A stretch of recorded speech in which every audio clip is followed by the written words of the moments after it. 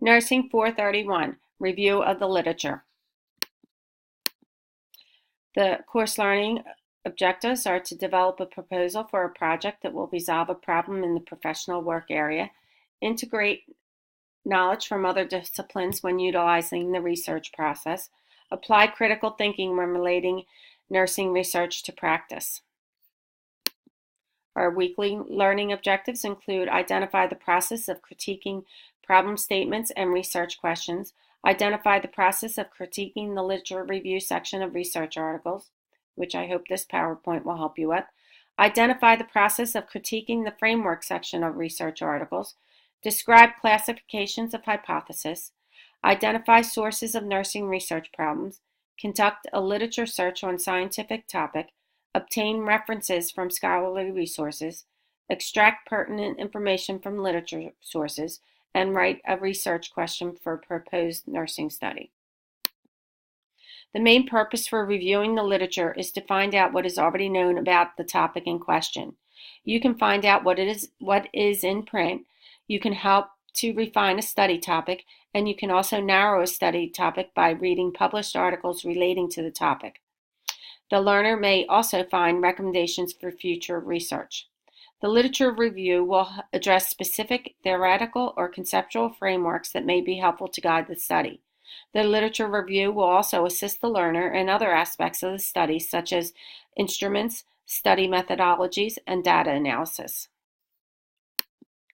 The library and its staff at Herzing University contain a wealth of information that helps ensure that the most relevant research is located for the study.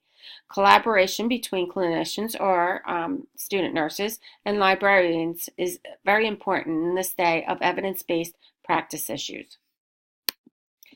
There are different sources of literature. A primary source is a description of a research study that is written by the original investigator or researcher.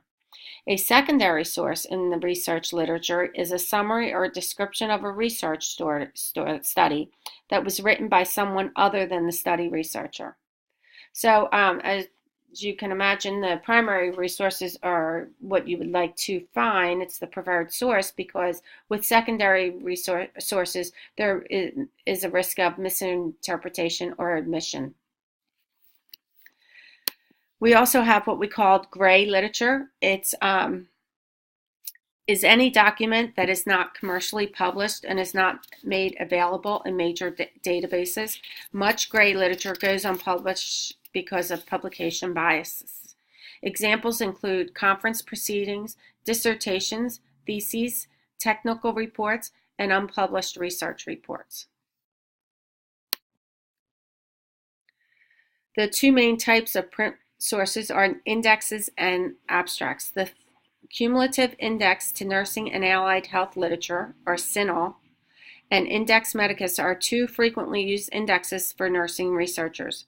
Some frequently used nursing abstracts are nursing research abstracts, psychological abstracts, dissertation abstracts international, and master abstracts international.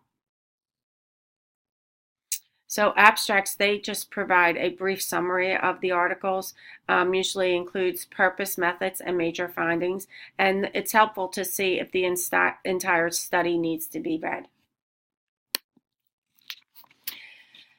Electronic communication is changing how information is retrieved and disseminated and is affecting the conduct and communication of research results.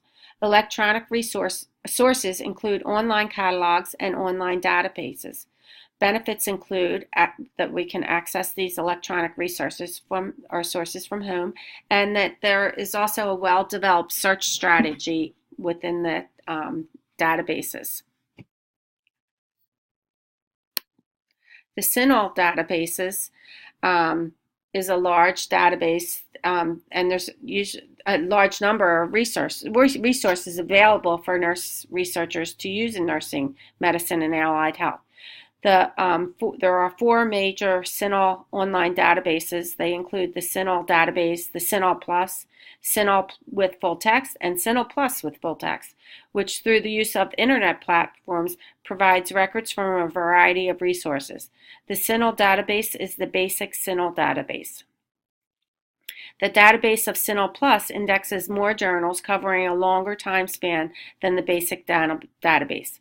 CINAHL with full text indexes the same number of journals as the basic database, while additionally providing full text for more than 600 journals. CINAHL Plus with full text is one of the newest databases relevant to nursing, superior to its older counterparts. The Registry of Nursing Research is a free online database that provides access to a variety of resources. The Medline database provides free online access to life science articles published worldwide with a concentration on biomedicine. Medline with full text is the world's most comprehensive source for full-text articles from medical journals. Medline Plus is the NLM's free website for consumer health information. Published by an international network of individuals and institutions, the Cochrane database of systematic reviews stresses evidence-based practice.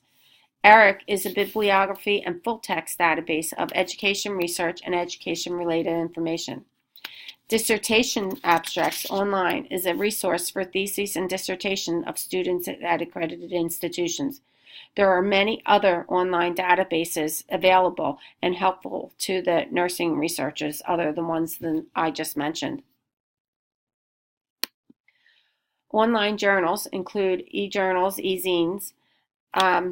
They reflect the increased demands for immediate knowledge, dissemination, and increasing number of nursing journals are being made available online. So you do have to know that they're not all free, however. A variety of strategic hints are available to help in conducting the literature review for a study topic. It is important to note the dates of the reference articles as you review the literature. The articles that you do locate and want to use should be less than 5 years old. The literature review should contain mostly paraphrases, not direct quotes.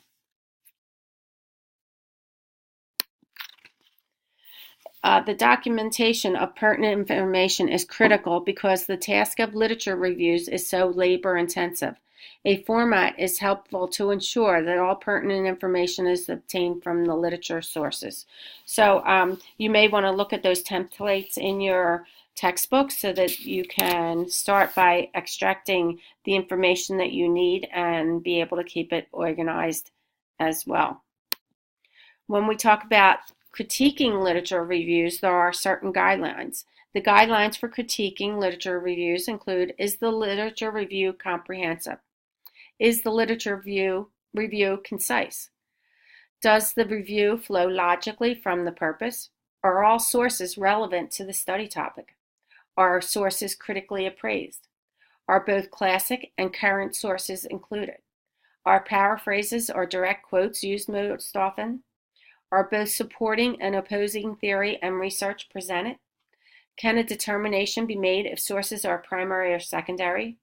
Are all sources that are cited in the article on the reference list? So they are the guidelines for critiquing a literature review.